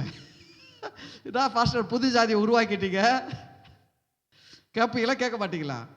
அப்போ அவர் சொல்றாரு, நான் எபிரேயன், நான் யூதன், நான் இஸ்ரவேலன் அப்படின்னு சொன்னா அது பேர் ஜாதி கிடையாது. அவர் இந்த ஜனக்கூட்டத்தை சேர்ந்தவர் சொன்னாரு. ஆனா பாஸ்டருடைய பரிதாப நிலைமை அதை ஒரு ஜாதின்னு சொல்லி அவர் ஒரு ஜப குறிப்பை நடத்திட்டாரு. நினைச்சீங்கன்னா சோத்திரம், இவருக்கு ஒரு நாள் கிளாஸ் எடுக்கணும் அப்படின்ட்டு. என்ன சொல்ல வரேன்னா, இன்னைக்கு நிறைய பேர் என்ன நினைச்சுக்கிறாங்க, பைபிளில் ஜாதின்னு வந்த உடனே உங்க பைபிளில் ஜாதி இருக்குதுயா, ஜாதி இருக்குது, ஜாதி இருக்குது. 2 ஜனக்கூட்டம், தேவனை அறிந்திருக்கிற ஒரு ஜனக்கூட்டம், உலகத்தில் தேவனை அறியாத ஜனக்கூட்டம். தேவனை அறிந்திருக்கிற ஜனக்கூட்டத்துக்கு இப்போதைக்கு என்ன பேர்னா பிள்ளைகள். அறியாத ஜனக்கூட்டத்துக்கு என்ன பேர்? புறஜாதிகள். புறஜாதிகள்னா மற்ற ஜனக்கூட்டம், புறனா மற்ற, ஜாதிகள்னா ஜனக்கூட்டங்கள். அல்லேலூயா. ஆனால் பைபிளெல்லாம் இதெல்லாம் கொஞ்சம் ஞாபகம் வச்சுக்கோங்க. தூக்கத்தில் எழுப்பி கேட்டால் கூட சொல்லணும், உங்கள் பைபிளில் ஜாதின்னு இருக்குது அப்படின்னா நிறைய இருக்குதா ஜாதி. நாய்க்கு கூட தான் ஜாதி ஜாதியான நாய்களை உண்டாக்குனார், ஜாதியான பூடைகளை உண்டாக்குனார், ஜாதி ஜாதியான விலங்குகளை உண்டாக்குனார், மரம் செடி கொடிகள் எல்லாம் கூட ஜாதி ஜாதியாக உண்டாக்குனார் போட்டிருக்குதியா. அது ஜாதினா ஜாதி கிடையாது, ரகம், வகை, கூட்டம். ஆமென். மனுஷன் சொல்லும் போது ஜாதியை பற்றி பேசல, உடனே ஜாதி கொடியை தூக்கிடுவாங்க நிறைய பேர். உன் பைபிளில் கூட ஜாதி இருக்குது, நானே இந்த ஜாதின்னு போட்டுக்க போகிறேன். கிறிஸ்டியன் இந்த ஜாதி, கிறிஸ்தவன் வந்துட்ட பிறகு ஒரே ஒன்று தான், புது சிருஷ்டி. எந்த ஜாதியாக இருந்தாலும் ரப்பர் வச்சு அழிச்சிடு. ஆமாம். சர்டிஃபிகேட் வாங்கும் போது என்ன வாங்கணும்? கிறிஸ்டியன்.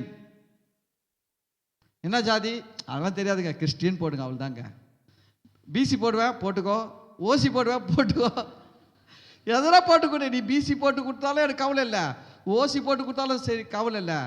எனக்கு ஒத்தாசை வரும் பர்வதங்களுக்கு நேராக நான் என் கண்களை ஏறெடுக்கிறேன். வானத்தையும் பூமியும் படைத்த கர்த்தரிடத்தில் எனக்கு ஒத்தாசை வரும்.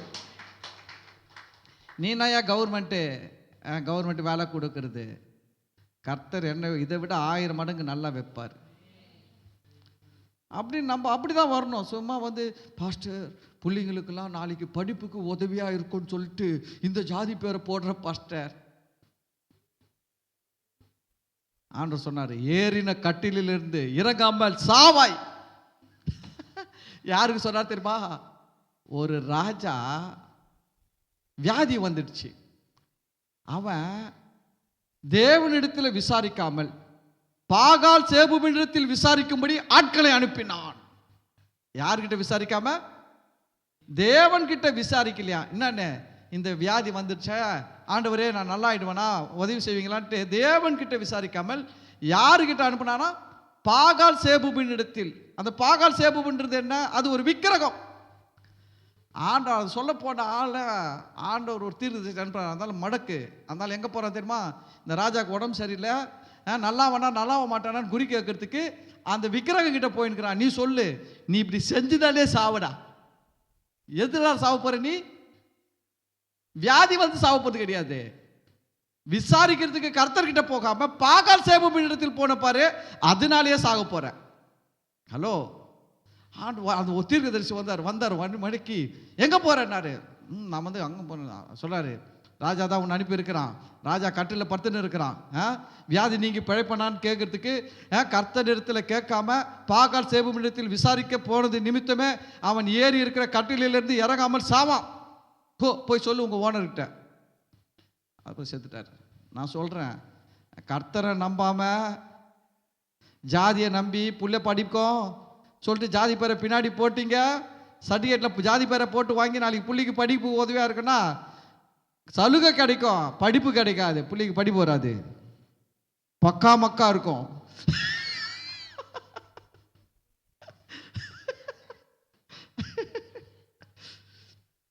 கவர்மெண்ட் சொல்லும், நான் காலேஜில் அட்மிஷன் கொடுக்குறேன், +2 ஃபெயிலு, ஒன்றும் பண்ண முடியாது. கவர்மெண்ட் சொல்லும், நீ எப்படியாவது பாஸ் பண்ணிடு, நான் சேர்த்துக்கிற காலேஜில் உனக்கு கோட்டா கொடுத்து சேர்த்துக்கிறேன். இது பாஸே ஆகாது, மண்டையில் மசாலா வேலை செய்யாது. அதுதான் சொல்கிறேங்க, கர்த்தரை சார்ந்து வாழணும். சும்மா ஜாதி பேரை போட்டால் அது கிடைக்கும் இது கிடைக்கும்னு சொல்லிட்டு இங்கே வந்து அல்லேலுயா சோத்திரன்றது, சர்டிஃபிகேட்டில் இந்து ஆதி திராவிடன்றது. ஃபஸ்ட்டு ஆண்டோட பிள்ளைகளை தான் மாற்றணும். போயிட்டு என்ன பண்ணோம், கம்யூனிட்டி சர்டிஃபிகேட்டில் மாற்றணும். ஃபஸ்ட்டு எப்படி மாற்றணும் தெரியுமா? கெசட்டில் போய் மாற்றணும். கெசட்டில் போய் உங்கள் பேரை சொல்லி, நான் கிறிஸ்டியன், ஜாதினா ஜாதிலாம் கிடையாதுங்க, கிறிஸ்டின் போடுங்க, அவள் தாங்க, ஒரே ஜாதி தாங்க, கிறிஸ்டின் ஜாதின்னு போடுங்க, அவள் தான் போ. கிறிஸ்டியன் ஜாதினா ஜாதி, கிறிஸ்டின் ஜாதி போடு போ, அவ்வளோதான். அவள் போடவே மாட்டான், கோடு போட்டு குத்துருவான். அதை எடுத்துன்னு வந்து ஸ்கூல் சர்டிஃபிகேட்லாம் மாற்றிக்கங்க. சில பேர் சொல்கிறாங்க, என்ன பாஸ்டர் நான் கவர்மெண்ட் வேலையே செய்யல, எனக்கு தேவையா? இன்னைக்கு கிறிஸ்தவங்களுக்கு நிறைய எதிர்ப்பு பிரச்சனை பண்ணுறாங்க. காரணம் என்ன தெரியுங்களா? கிறிஸ்தவங்க நிறைய பேர் இருக்கிறாங்க. சர்ச்சில் வந்தால் மார்கரெட்டு, வேலை மேலே போனால் மலர்கொடி. இங்கே மார்கரெட் சிஸ்டர், அங்கே மலர்கொடியாக வேலை செய்யுது. இது போல் நிறைய கிறிஸ்டியன்கள் இருக்கிறதுனால அவன் கணக்கு பார்க்குறான். கணக்கு பார்க்கும்போது சொல்கிறான், கிறிஸ்டியன்கள் 2% தான் இருக்கிறாங்க. ஆனால் உண்மையில கிறிஸ்தவங்க 2% கிடையாது, நிறைய இருக்கிறாங்க.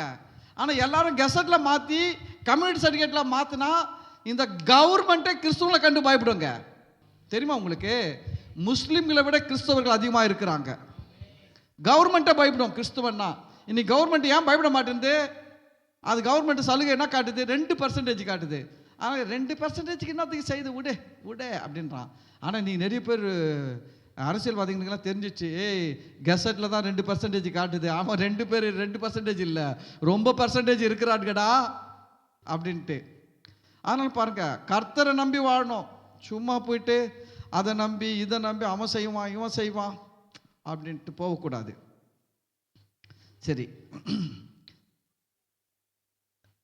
ஜாதிகளோடு கலவாமல் தனியே வாசமாக இருப்பார்கள்.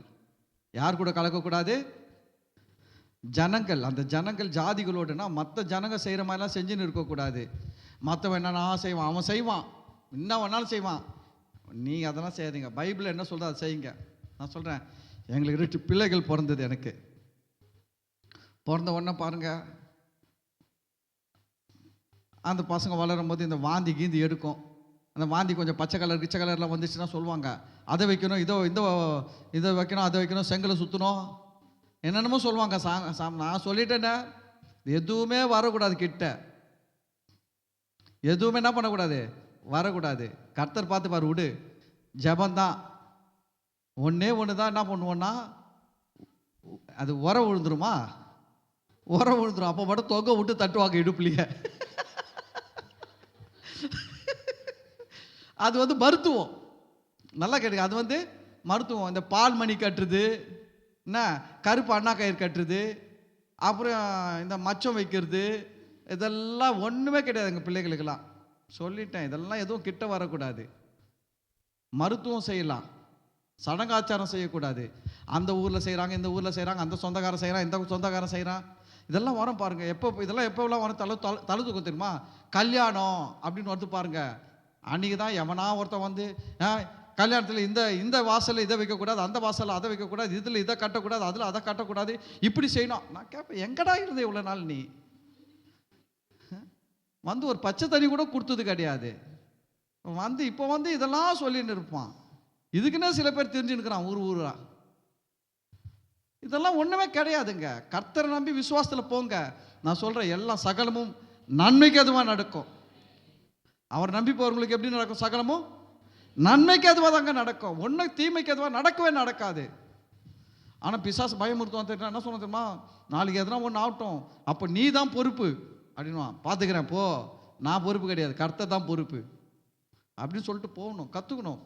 கல்யாணம், குழந்தை பிறந்துடுச்சு, நல்ல காரியங்கள் நடக்குது, கெட்ட காரியம் சாவு வந்துடுச்சு, இது மாதிரி நேரத்தில் தான் பிசாசு உள்ளே பூந்து அவன் வேலையெல்லாம் தொடங்குவான். சாவில் நிற்பான் பாருங்க. சாவில் இதை செய், அதை செய், இப்படி சுத்து, அப்படி சுத்து. நம்ம சொல்லிடணும், நாங்கள் எடுத்துக்கிறோம் சாவை, நீ கிட்டே வராத. நான் சர்ச்சில் நான் சொல்கிறேன், நம்ம சர்ச்சில் ஒரு குடும்பத்தில் ஒரு 4 பேர் ரட்சிக்கப்பட்டு இருக்காங்க, ஒரு ஆள் ரட்சிக்கப்படலைன்னா கூட சரி, நான் கிறிஸ்டின் முறைப்படி எடுத்து அடக்கம் பண்ணிவிடுவேன். ஏன்னா இந்த ஒரு ஆளுக்காக இவங்க போய் மற்ற மத முறைப்படி விக்கிரக ஆராதனை பண்ணக்கூடாது. நான் எடுத்துருவேன், நான் எடுத்து போட்டுருவேன், ஒன்றும் எனக்கு ஒன்றும் பிரச்சனை இல்லை. கிறிஸ்டின்னு சொல்லி எடுத்து போட்டுருவேன். நான் தான் ஞானஸ்நானம் கொடுத்தேன்னு சொல்லி கூட எடுத்து போட்டுருவேன். ஏன்னா நம்ம ஆண்டவருக்காக வைராக்கியமாக இருக்கணும். அது சொல்கிறார் பாருங்க, இந்த ஜனங்கள் ஜாதிகளோடு கலவாமல். யார் கூட கலக்க மாட்டாங்க? ஜாதிகளோடு கலவாம்னா மற்ற ஜன கூட்டங்க செய்கிற மாதிரிலாம் செஞ்சுன்னு இருக்க மாட்டாங்க, நான் சொல்கிறத தான் செய்வாங்க. அல்லேலூயா. அடுத்தது பாருங்க, 10வது வசனம். யாக்கோபின் தூளை எண்ணத்தக்கவன் யார்? எவ்வளோ பெரிய ஆசீர்வாதத்தெல்லாம் பேசியிருக்கிறார் பாருங்க ஆண்டவர். யாக்கோபின் தூளை எண்ணத்தக்கவன் யார்? இஸ்ரவேலின் காற்பங்கை எண்ணுகிறவன் யார்? சொல்றாரு, ஜனத்தை நீ அழிக்கவே முடியாது, அவன் பெருகிக்கினே இருப்பான். அதில் கால்வாசியை கூட உன்னால் என்ன பண்ண முடியாது, எண்ண முடியாது. மொத்த ஜனத்தையே எண்ண முடியாதுன்னு சொல்லிட்டு மொத்த ஜனத்தையும் கூட கால் பங்கு கூட உன்னால் எண்ண முடியாது, அவன் பெருகிக்கினே இருப்பான். நான் சொல்கிறேன், ஆண்டுடைய பிள்ளைகள் சொல்கிறேன், எப்பவுமே நாளுக்கு நாள் மேலே போயின்னு தான் இருப்பீங்க, கீழே போக மாட்டீங்க. உங்கள் உயர்வு நிச்சயம், உங்கள் ஆசீர்வாதம் நிச்சயம், உங்களுக்கு மேன்மை நிச்சயம். எவ்வளோ பெரிய பிளெஸிங் கொடுத்துருக்காரு பாருங்க. இதெல்லாம் சொல்லிட்டு இவன் சொல்கிறான், யார்? பிலேயாமுக்கு பயம் வந்துடுச்சு. சொல்கிறான், நீதிமான் மரிப்பது போல் மரிப்பனாக, என் முடிவு யார் முடிவு போல் இருப்பதாக? அவன் முடிவு. அவன் முடிவுனா யாரு? இஸ்ரவேல் மேலே இருக்கிற ஒரு ஆசீர்வாதமான முடிவு எனக்கு வரட்டும் அப்படின்னு சொல்றார் பாருங்க. நீதிமான் மரிப்பது போல மரிப்பனாக, என் முடிவு அவன் முடிவு போல் இருப்பதாக என்றான். பெரிய ஆள் பயந்துட்டார். இப்போ பெரிய ஆளை பயந்துட்டார். கடவுள் ஆண்டவர் தேவன் பார்த்தீங்கன்னா இந்த இஸ்ரவேல் ஜனங்களை ஆசீர்வதிக்கிற ஆசீர்வாதம், அந்த ஜனங்கள் வச்சிருக்கிற அன்பெல்லாம் பார்த்துட்டு சொல்ற, ஐயோ இவ்வளோ பெரிய அன்பு வச்சுக்கிறாரா கடவுள் இவன் மேலே இவ்வளோ பெரிய பாதுகாப்பு வச்சுக்கிறாரா, இவன் மேலே இவ்வளோ பெரிய ஆசீர்வாதம் வச்சிருக்கிறாரா, எனக்கு வரட்டும் அது போல, எனக்கு வரட்டும் அது போல அப்படின்றான். நான் சொல்கிறேன், இஸ்ரவேல் ஜனங்கள் மேலே இருந்த ஆசீர்வாதத்தை விட பல மடங்கு மேலான ஆசீர்வாதம் கிறிஸ்துவுக்குள், கிறிஸ்து மூலமாக நமக்கு இருக்கிறது. நம்மளாம் ரொம்ப கொடுத்து வச்சுவங்க. வசனக்கோள் சொல்லுது, கர்த்தரை தங்களுக்கு தெய்வமாக தெரிந்து கொண்ட ஜனம் பாக்கியம் உள்ளது. அதனால் இயேசுவை ஏற்றுக்கொண்ட நீங்கள் பாக்கியவான்கள். கர்த்தருடைய ஆசீர்வாதம் உங்கள் மேலே இருக்குது. ஆனால் எது தான் ஓப்பன் பண்ணோம்? விசுவாசம். விசுவாசத்தை விட்டுடக்கூடாது. விசுவாசம் என்ன பண்ணோம்? எல்லாத்தையும் கொடுத்துருக்கிற ஆசீர்வாதத்தெல்லாம் உங்கள் வாழ்க்கையில் கொண்டு வரும். எப்பவுமே விசுவாசமாக இருங்க. அவநம்பிக்கைக்கு இடம் கொடுக்காதீங்க, பயத்துக்கு இடம் கொடுக்காதீங்க, பயம் நிறைந்த வார்த்தைகளை பேசாதீங்க, தோல்வி நிறைந்த வார்த்தைகளை பேசாதீங்க. உங்கள் வார்த்தைகளை நல்ல விசுவாசமாக வசனம் சொல்லுது, நம்முடைய நம்பிக்கையை நாம் அறிக்கையிடுகிறதில் உறுதியாக இருக்க கடவும். நம்முடைய நம்பிக்கையை அறிக்கைப்படுறதுல எப்படி இருக்கணுமா? உறுதியாக இருக்கணும். கர்த்தர் உங்களை ஆஸ்வதிப்பார். God bless you. நம்ம எல்லாரும் எழுந்து நிற்போம். அடுத்த வாரத்திலேருந்து நம்மளுக்கு ஈவினிங் சர்வீஸ் நடக்காது. காலையில் வராமல் ஈவினிங்கில் மட்டும் வந்து போகலான்னு நினச்சிங்கன்னா ஏமாந்துடுவீங்க. ஏன்னா நமக்கு ஃபெஸ்டிவல்ஸ், கிறிஸ்மஸ்லாம் வருது, நம்மளுக்கு பண்டிகைலாம் வருதுனால நமக்கு ஈவினிங் சர்வீஸ் நடக்காது. ஓகேங்களா? மார்னிங் சர்வீஸ் நடக்கும், அதையும் சொல்ல வேண்டியிருக்குது.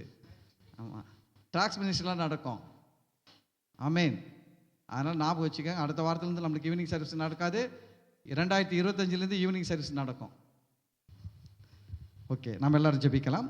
ஸ்தோத்திரம் ஆண்டவரே, இந்த நாளிலும் கூட உங்களுடைய நல்ல வார்த்தைகளுக்காக நன்றி செலுத்துகிறோம். யாக்கோபை நான் வெறுப்பது எப்படி, இஸ்ரவேலை நான் சபிப்பது எப்படி?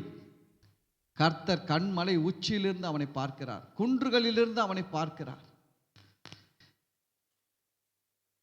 இஸ்ரவேலை எண்ணத்தக்கவன் யார், இஸ்ரவேலின் காற்பங்கை எண்ணத்தக்கவன் யார் என்று சொல்லும் பொழுது, ஆண்டவரே, எவ்வளவு பெரிய ஆளாக இருந்தாலும், உங்ககிட்ட எவ்வளோ நெருக்கமான ஆளாக இருந்தால் கூட எங்களை சபிக்கிறதுக்கு நீங்கள் இடம் கொடுக்குற தேவன் இல்லை ஆண்டவரே. யாரும் எங்களை சபிக்க முடியாது என்று இயேசுவின் நாமத்தில் நாங்கள் அறிக்கை பண்ணுகிறோம். எங்கள் சாபங்களை எல்லாம் கிறிஸ்து எங்கள் மேல் இராதபடிக்கு தன்மேல் ஏற்றுக்கொண்டு அதை குலைத்து போட்டார் என்று நாங்கள் வேதத்தில் அறிந்திருக்கிறோம். ஆண்டவரே, எங்களுக்கு சமாதானத்தை உண்டு பண்ணும் ஆக்கினை கர்த்தராகிய இயேசு கிறிஸ்து மேலே வந்திருக்கிறது. ஆண்டவரே, அவர் மேலே இருந்த சமாதானம் எங்களுக்கு வந்திருக்கிறது. ஆண்டவரே, உங்கள் கிருபைக்கு நன்றி அப்பா, உங்கள் இரக்கத்துக்கு நன்றி, உங்கள் தயவுக்கு நன்றி சொல்கிறோம்ப்பா. ஆண்டவரே, இந்த வார்த்தைகளை கேட்ட ஒவ்வொரு பிள்ளைகளுக்குள்ள இயேசு கிறிஸ்துவின் நாமத்தினால் விசுவாசம் விருத்தி அடையட்டும், விசுவாசம் விருத்தி அடையட்டும், விசுவாசம் விருத்தி அடையட்டும். எல்லா அவிசுவாசங்கள், எல்லா பயங்கள், எல்லா தோல்வி எண்ணங்கள் இயேசு கிறிஸ்துவின் நாமத்தினால் ஆத்துமாவிலிருந்து விலகி போகும்படி கட்டளையிடுகிறேன் ஆண்டவரே. நாளில் வந்து கலந்து கொண்ட ஒவ்வொரு பிள்ளைகளையும் ஆசீர்வதிங்க. இதை கேட்கிற ஒவ்வொரு பிள்ளைகளையும் கர்த்தர் ஆசீர்வதிப்பீராக அப்பா. இந்த ஆராதனையின் மூலம் வருகிற துதி, கனம், மகிமை, மாட்சிமைகளை பாத்திரராகிய உமக்கு செலுத்துகிறோம். இயேசு கிறிஸ்துவின் நாமத்தினால் ஜெபிக்கிறோம், நன்றி செலுத்துகிறோம் நல்ல பிதாவே, ஆமேன். என் ஆத்துமாவே கர்த்தரை ஸ்தோத்திரி, என் முழு உள்ளமே அவர் பரிசுத்த நாமத்தை ஸ்தோத்திரி. என் ஆத்துமாவே கர்த்தரை ஸ்தோத்திரி, கர்த்தர் செய்த சகல உபகாரங்களையும் மறவாதே, ஆமேன். பிதாவாகிய தேவனுடைய அன்பும் கர்த்தராகிய இயேசு கிறிஸ்துவின் கிருபையும் பரிசுத்த ஆவியானவருடைய அந்யோன்யமும் ஐக்கியமும் ஆசீர்வாதமும் வழி நடத்துதலும் இப்பொழுதும் கர்த்தராகிய இயேசு கிறிஸ்துவின் வருகை வரையிலும் நம் அனைவரோடும் கூட இருப்பதாக, ஆமேன். அல்லேலூயா, அல்லேலூயா, அல்லேலூயா. கர்த்தர் உங்களை எல்லாரையும் ஆசீர்வதிப்பார். God bless you all.